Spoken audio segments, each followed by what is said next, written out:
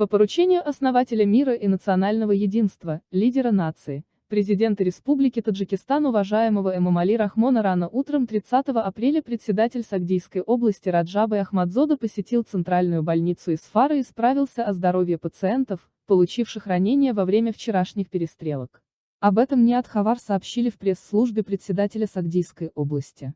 В ходе посещения глава области подчеркнул, что специальным распоряжением президента страны для восстановления здоровья пострадавших из областного центра отправлены опытные медики, процесс выздоровления пациентов находится под строгим контролем ответственных лиц.